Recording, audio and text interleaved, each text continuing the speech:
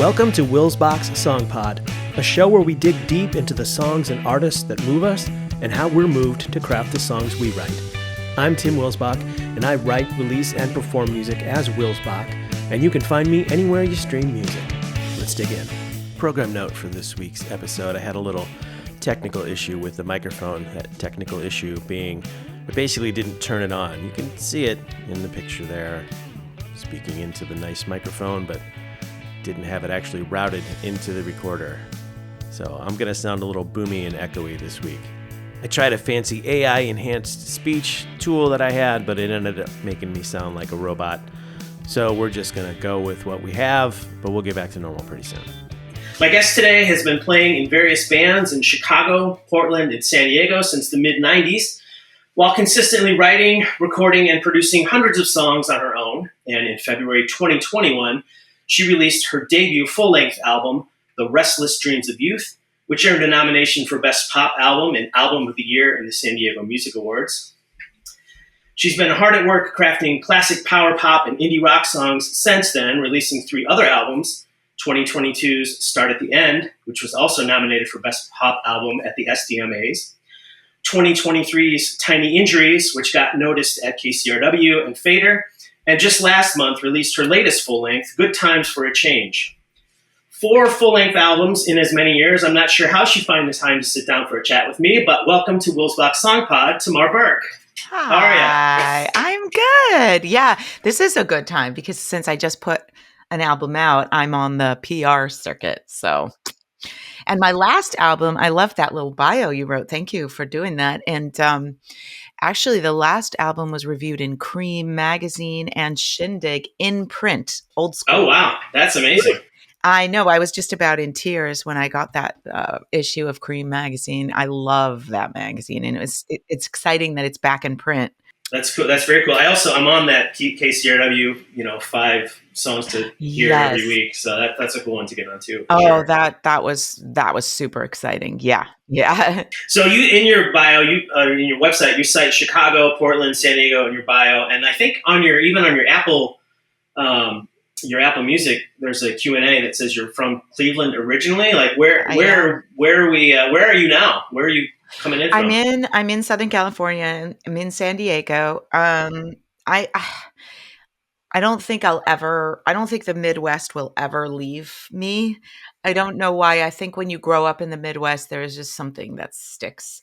I think the West Coast works for me now. I like warm weather, and I don't think I could live in Chicago. I just came back from there. We could talk about that because I had a huge show there. Yeah. And September in Chicago is beautiful and made me feel like, oh God, this is such a cool place to live. I miss it. Yeah, for and sure. then I was like, wait a minute, it gets like 30 degrees below zero with the wind chill in the winter. So yeah, no. But I feel good in San Diego. I'm not sure I'll be here for the long haul. I think life requires excitement and change, and I never want to get too. I know this sounds strange, but I am a person who likes comfort and likes routine, but at the same time, like when life gets too much that way, I feel like I need a change. So I could see doing something else somewhere else. We'll see. Yeah. Gotcha. All right. Yeah. This is the perfect time of year to be in Chicago. So I grew up in Griffith, Indiana, which is just across the Illinois-Indiana border. So Chicagoland, in quotes. Some people drove from Indiana to see the show. Yeah. Because we have a lot.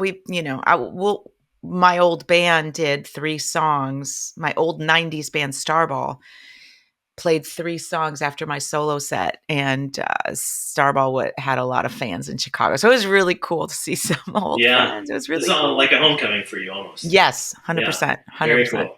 So there's actually on your new record, there's some Chicago, you have a song called Chicago. Yes. You've got the song called Millennial Park. Yes. Which, and I don't know if this is intentional or otherwise, but the first chord of that song immediately puts me into a sonic place of like Disarm by Smashing Pumpkins. I mean, you get off it pretty quickly. You might have been the only person that noticed that. So, and well, you are a musician. So That song was written, the demo of that song was written a really long time ago. And it was Millennium Park before the Beans showed up in Chicago. And it was a true story about me and this dude, and it was kind of a momentum, emotional day for a lot of reasons. So I remember going home and writing that song. And there are times when I'm writing an album that I will go back to some demos. I mean, I have hundreds and thousands of like songs on these 4-track demos. And there was something about that song that I always said, one day I'm going to like produce this in the way that I want it to be, because it was kind of a weird song and very unlike other songs because it had a lot of shifts in vibe and melody. And I thought to myself, like, if I could produce this in sort of an orchestral way. And I kept thinking about Disarm because I love that song, Disarm. And I also love that he used timpani and cellos. And so it was a coincidence that it was also in G. Like I didn't write it at the time in G because of Disarm. But when I was putting it together in that sort of orchestrated way, I was like, if I strum that chord and then I listen to Disarm, I'm like, oh, it is G. Wow. And then the kind of beautiful coincidence that, Smashing Pumpkins is that Chicago band that I love. And that album is like so dear to me. And then me and Matt like working on the timpani and the cello and the viola. And when I produced that and I wrote all the cello and viola parts on synth and actually found a cello and viola player here, and then it just came together beautifully. And what was, I think I'm very extra proud of that song.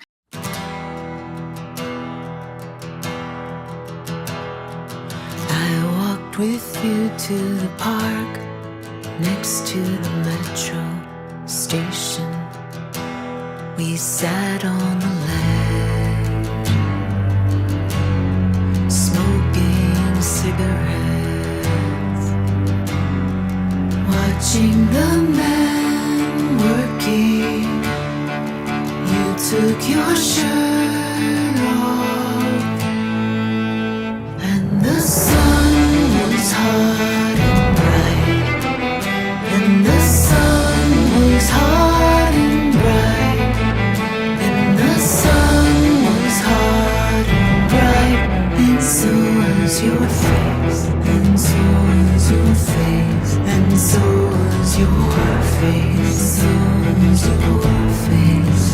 And then Thank you for noticing that, because I that was the inspiration. It was actually funny when I sent it to Matt and I was like, I really want this to sound like Disarm or be inspired by Disarm. And so, yeah, that's very cool. Yeah, Thank you. yeah, And very yes, cool. in Chicago, because we were sitting there, me and this guy. At the time, I was a waitress and worked downtown, and he worked at the restaurant too. And I was very obsessed with him for some reason, totally like bad guy kind of vibe, you know? And for some reason, obsessed with him. And we walked over to Millennium Park, and it was a hot as fuck summer day. It's just a bizarre moment that I'm really happy that I captured. I'm so grateful that I saved all those tapes Oh, yeah. because it is my life. It just as a diary is. I'm like, oh my God, I remember writing that, and that guy or that girl or that moment. And it's kind of a joy. It's very joyous and also like sad. Yikes. Some of the memories that come up, you're like, oh God, I remember that. Thank God I got through that one.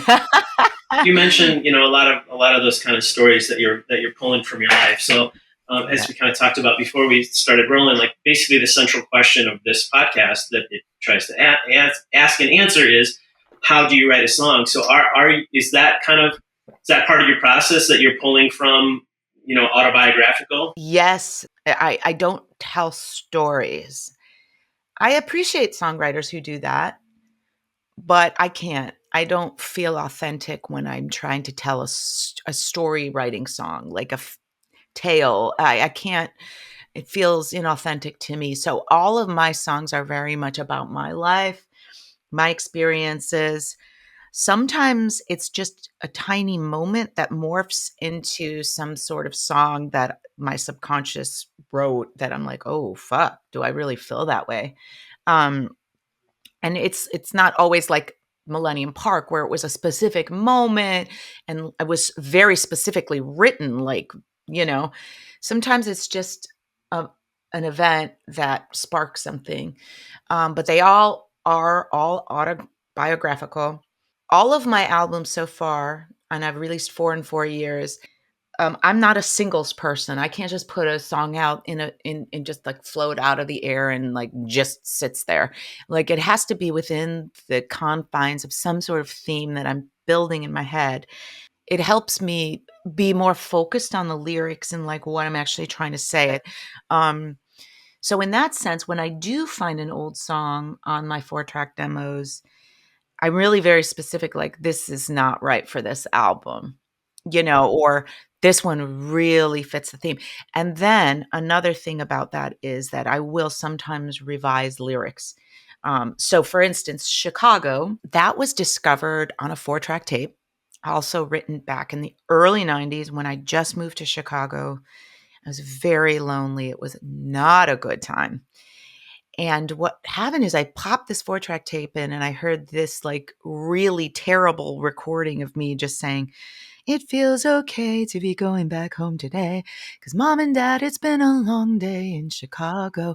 And then the rest of the song was, like, not great, just kinda like, the chorus was bad. Um, there were some other interesting ideas in some of the verses, but those 4 lines, I was like, "Dang. There's something there." And I do remember the deep, deep loneliness I was feeling. And also that theme of when you leave home the first time and then you wanna go, quote, "back home," even though you sort of created your new apartment and your new home or whatever the hell you're doing. You wanna go home and feel that warm hug and that safety, but you go home and it just feels weird, and it doesn't feel right anymore, and you feel so disjointed, and you can't wait to go back. But, you know, that was that story. I drove back home from Chicago to Ohio, thought I would get some sort of hugs and kisses or comfort, and it was weird. It was just like, "What am I doing here? I don't live here anymore." And it wasn't the home that I wanted, it wasn't the feeling I wanted, and so there was more to that, and I was like, "I wanna release this, I wanna do something to the song." I worked on that song a lot, lyrically, production-wise, and I love the way it turned out with the mandolin and everything, but but that's an interesting story because that was based on just 4 lines from an old demo, but then became a new song. It seems okay to be going back home today. 'Cause mom and dad, it's been a long day in Chicago. And it feels so strange to be wanting to see that place again. But still I'm driving 65 back to Ohio. 'Cause when you're growing up, well, I suppose it's just something that you do. And you might get lucky, but you never know. At 22.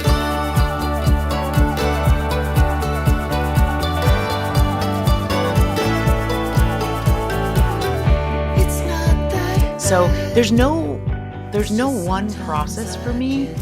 Um, and like the first song on the album, Good Impression, is 1000% new, just and actually took me 10 minutes to write the music for that one. And sometimes that happens. I don't know if that happens to you too.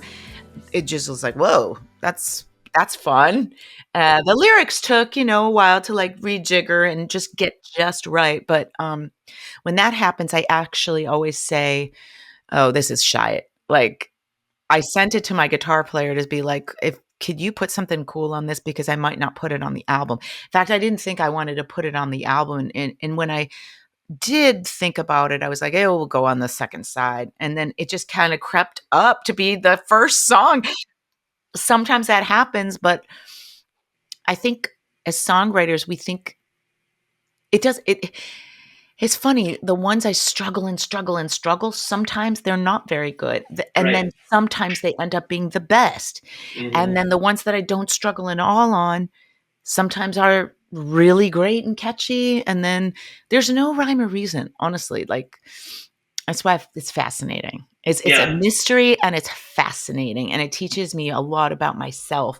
And I love the process. As torturous as it can be sometimes, I love the process. It's almost like as a songwriter, you're a conduit. Because I feel the same way with that you just mentioned. Like some of the songs that really take off and have a life of their own, and that an audience reacts to, are the songs that I'm sitting there going, I wrote that in 30 seconds, and I thought it was a throwaway, and it's like what? And so it's almost like you're collecting. You're like an antenna, just kind of collecting whatever's happening around you, and you translate that into the song, and then you just have to let it go, and it's going to be what it's going to be. It's going to be what it's going to be. I mean, I do tinker and tinker and tinker obsessively. I'm not a solo lead player.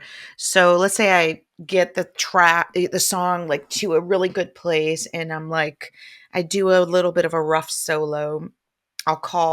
Depending on the song, I'll pick the right person for it. Like I do have a guitarist that lives here in San Diego. He's an incredibly creative guitar player, and he's a linear thinker like me. So he'll go through each part of the song and do like these little tiny licks here. So I'm not kidding you, I'll get 50 tracks from him, but they'll come in order of the song. So it's like first verse, and he'll put them in a folder, second, and they're all these tiny little things, because they're not a traditional like lead solo, like unless we're at that part, because he knows that I like texture, and that when I get stuff back from him, it will be hours of me like finding just the right place for it. But it's always like a cool puzzle to put Yeah, that's together. super fun. Yeah, it's super cool. And that's always like challenging, because if I have keyboards or a mandolin already on the song, and then I'm trying not to like like have the instruments talk over each other, and then the vocals are there too. It's challenging, but it's cool. It's definitely fun. It's almost writing as collage instead of writing as Yes. a sketch with pencil and paper. So Yes. all right, you mentioned the Good Impression, which is the first track from your Good Times for a Change. Yes. Actually, before I ask you about that song, tell me about the title of the record, Good Times for a Change. Yes. So is that someone is having good times for a change, or you would like some good time? I don't know. Both. It's So both. whatever you Both. want to bring to it. But Yeah, I don't. all right. But if you're not a Morrissey fan or Smiths fan, then you wouldn't know this. So that's Oh, okay. I forgive Yeah. you. I'm a huge Smith/Morrissey fan. One of my favorite songs of the Smiths is "Please, Please, Please Let Me Get What I Want," and it's just him and acoustic guitar. Johnny Marr, and it's the first line: "Good times for a change. See the luck I've had can make a good man turn bad." So that first line was one of those lines. I don't know if you're like this too, but there's a handful of artists in my life where when a lyric line strikes me to a degree where I feel like, God damn, I wish I would have written that. Like that line, and I felt so strongly about that line when I was putting the songs together for this album that I said, I'm going to make that the title of my album. So it's actually a lyric line from a Smiths song. Okay, gotcha. Yeah. Yeah, nice. Yeah, I did not. And it catch that. does I'm mean not- both. Yeah. It does mean both. So, Okay. good times for a change, or is good times for a change like, will I actually change? I mean, the whole theme of the album is being present, which is a very challenging thing for me to be present. Yeah. But at the same time, looking forward and looking backwards is not always a safe place for me to be either. So the last song of the album, called "Coming Around to Me Again," it really sums up the entire album, because I have a line that says, Someone told me once, the past and future is not the place to be, and now I know just what they mean. So I'll stay right here and face my fear and be somewhere in between. So that's kind of the theme. Did the theme kind of emerge as you were writing those songs, or yeah? Okay, so That happens. I don't go, this is going to be the theme of my album, and then all these songs start. No. I sat down at the piano and was writing. I was very, very down. It was not a good day. I was feeling really depressed, and I was doing some reading about depression, and like when you have the tendency to be that way, it's always lurking, yeah, and you have to be conscious of that and make an effort to look for happiness. Happiness doesn't just appear. Happiness doesn't just happen. You have to consciously do things to make you happy. And I sat down at the piano and I was writing this, like, these chords, and I just said sorrow is hunting. And I wrote that song and I was like, this is very different for me. Even the production of that song is very different. And I wrote that and I really liked it because it was different and it was more of an epic tale, really. right. And I thought, ooh, is an album coming? Like, is something happening here? Uh, I didn't make a decision, but I just started putting that one down, and then I started thinking about the feeling of my ending of that song. Like the ending of that song, I say, you know, could you tell her that I'm not in? Like, sorrow is hunting. Could you tell her that I'm not in? And what uh, and what that really said to me was like, oh, because I don't always know what my subconscious is going to say. When I said that, I said, oh, maybe I'm finally trying to be conscious of the darkness. I'm not in the darkness anymore. I'm not, depressed necessarily, but I'm like, maybe there's something there. Like, I don't want to be there right now. And that fight against being in the dark place. And that's where the theme started to come. I didn't have the title yet, but I was like, maybe there's something there. Like and that started. That was the first song. Sorrow is hunting. She's outside again. I'll hide in the dark room so she can't see in.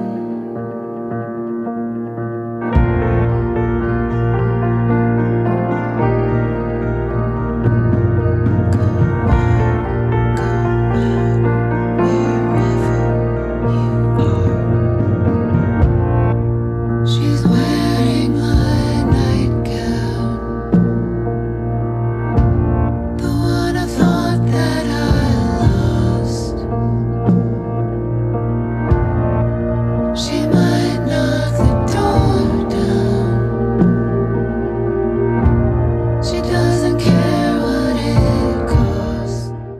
that one definitely was a standout to me. So Thank you. I'm glad to get that. Glad to get that Thank story there. That's pretty cool about how that started. Okay, and then I wanted to ask about Good Impression. Yeah. You mentioned that one was kind of a quick one. I listen to that and I hear a heavy Cars influence. 100%. Yeah. And I had about probably 8 songs or something, maybe 7 songs not mixed, but like recorded. And as I get to those places, I'm looking for energies of the songs that I've already recorded.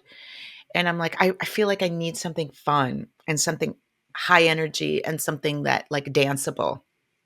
And so what was fun about this one was I knew that I wanted it fast. Like, and so I Mhm. started thinking like, what's a cool, like, I'll find a drum loop that was just like this fast tempo. And the drum loop became the inspiration for what I was playing.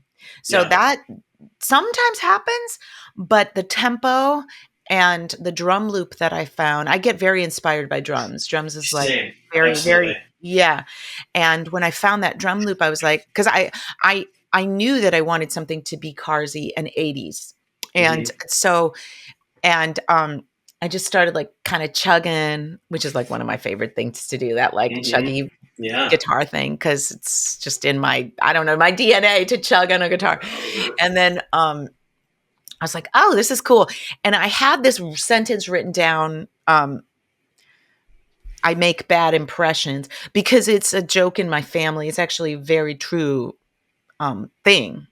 I don't give good first impressions. I mean, that's kind of people who first meet me or job interviews, things like that. It just doesn't work out for me.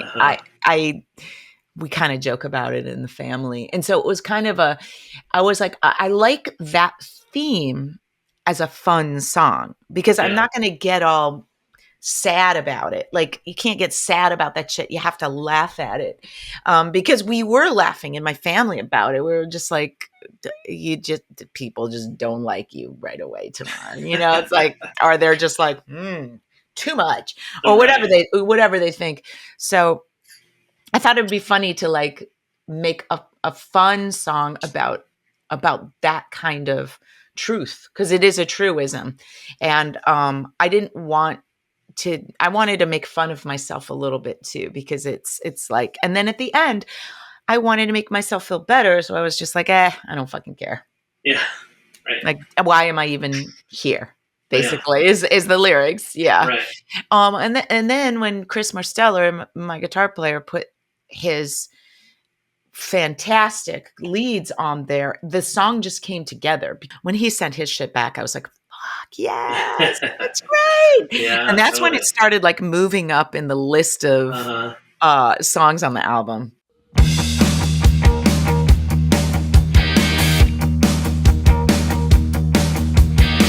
I'm gonna make a good impression on you.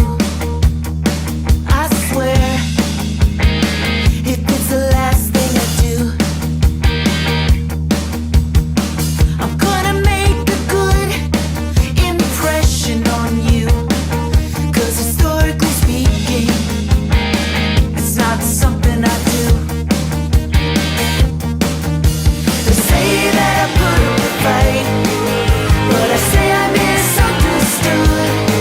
They say I always have to be right, but I think I'm just no good at first impressions.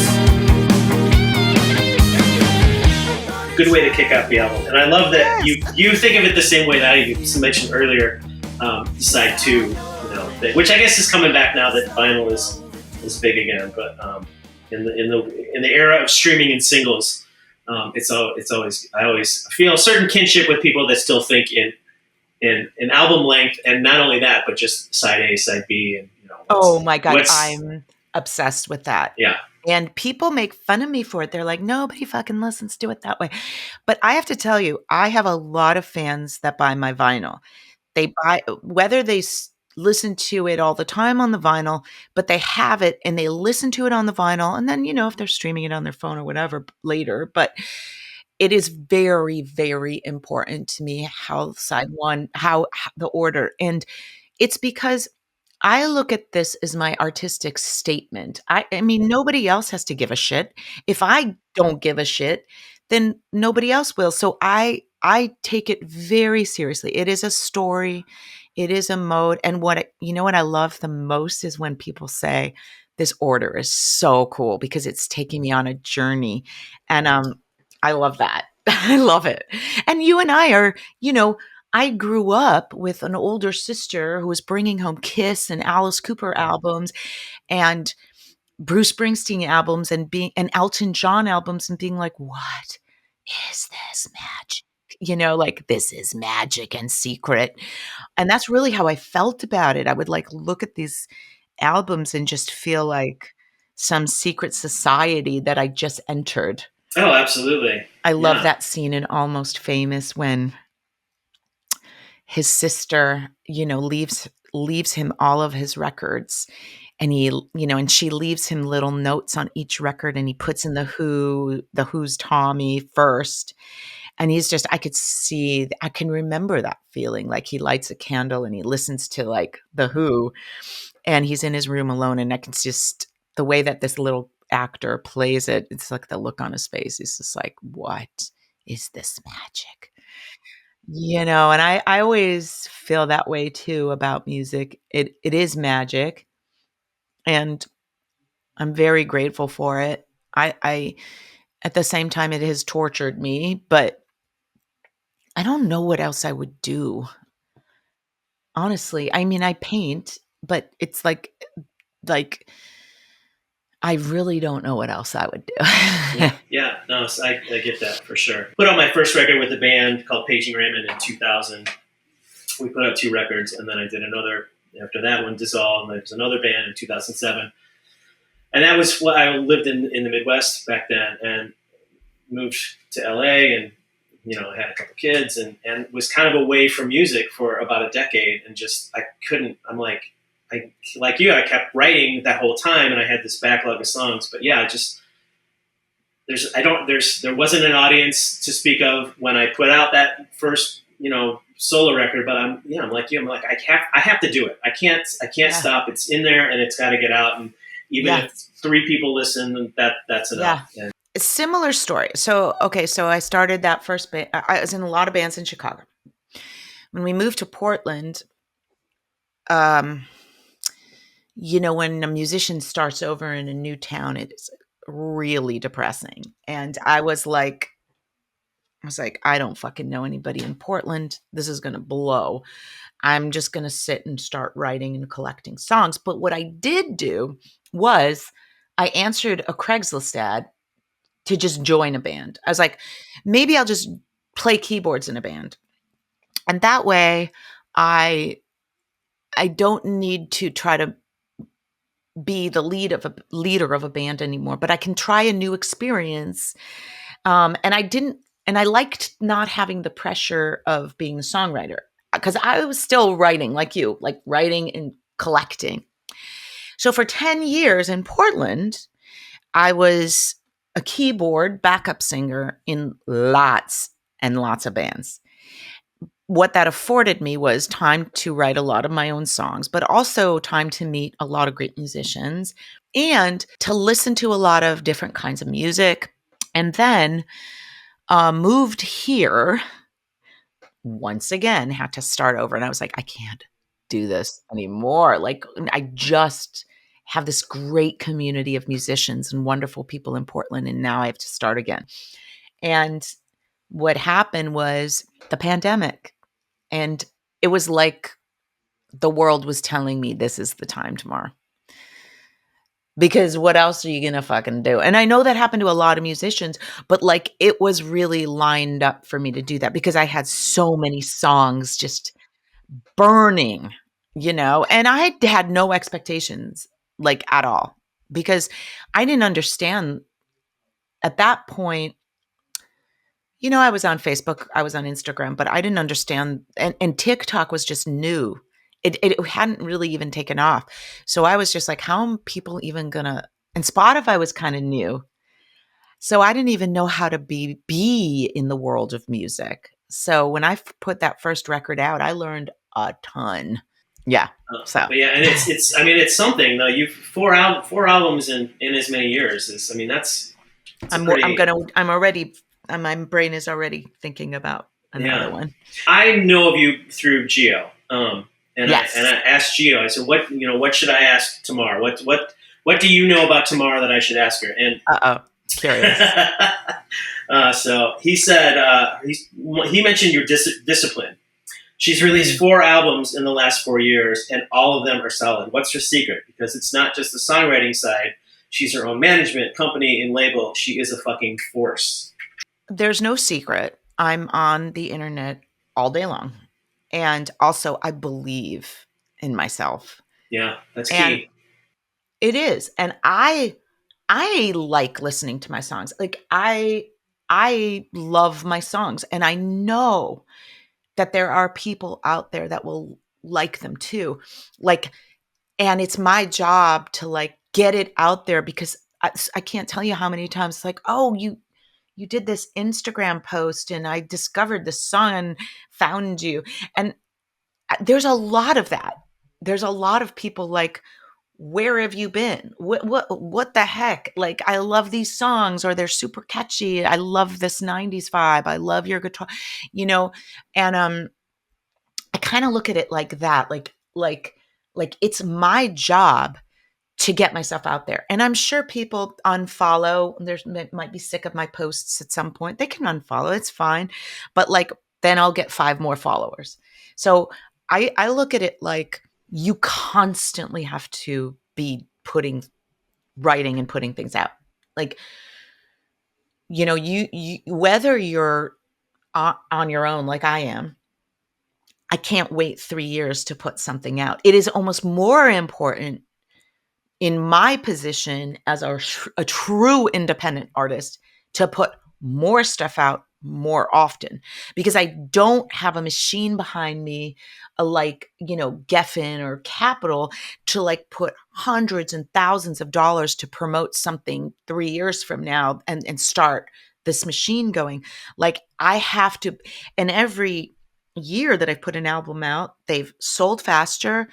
There are more listeners. Like it is exponentially like growing, but boy, it's so much. Yeah, it's work. nonstop, right? It's a lot of work. It's nonstop. Yeah. But the thing is, I don't feel like, yes, I get tired of it, but I also like, I love my own songs, and I should because I wrote them, and I'm like my own fan, so I feel like I believe in my product. It's like anybody start a business. You know, you start whatever, a hair clip business. You better fucking believe in that business and you better push that business because it's your business.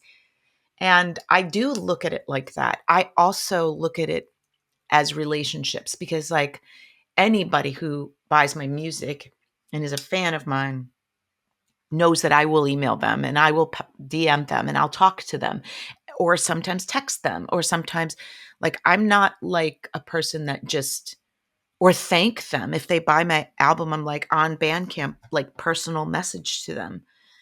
I know their names. Like when I just played Chicago, a guy came up to me and was like, "Oh my God, Tamar, that was so great." I'm like, "I'm so happy that you and your wife came and we were talking." And I was like, "If you should buy one of my records." And I was like, "I have all 4."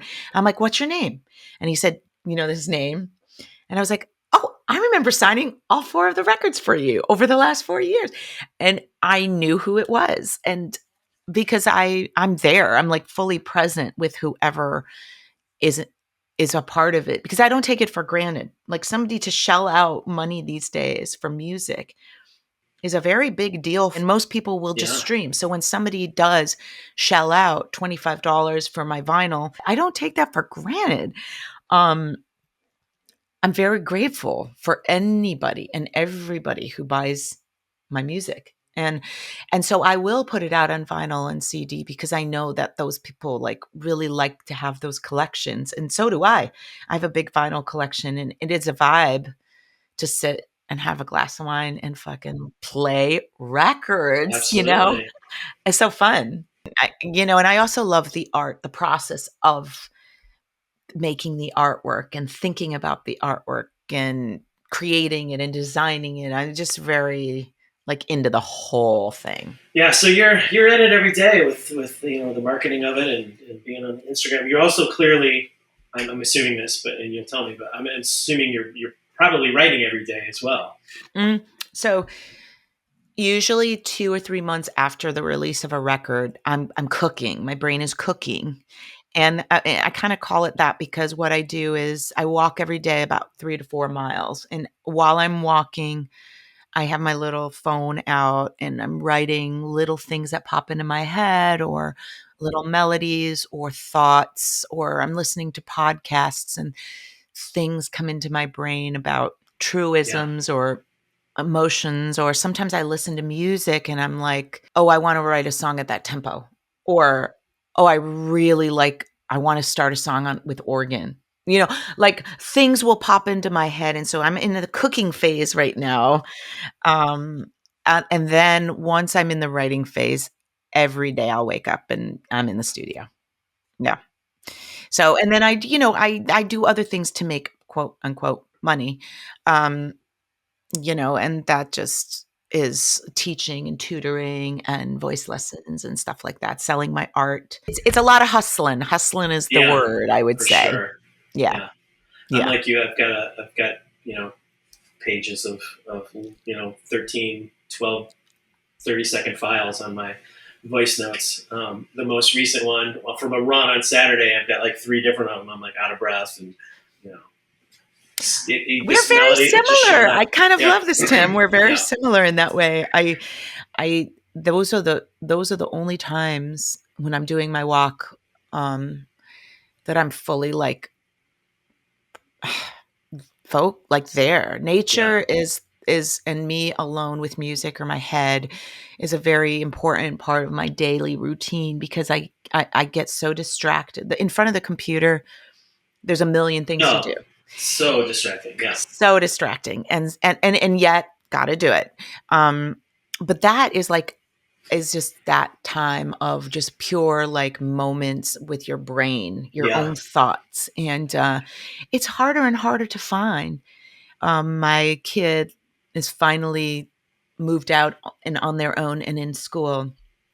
And doing great. And so that, like, this is a great time to just be present with my thoughts. I don't have to be a mom anymore in the same way. Right. So that's nice. It's also sad, but it's nice.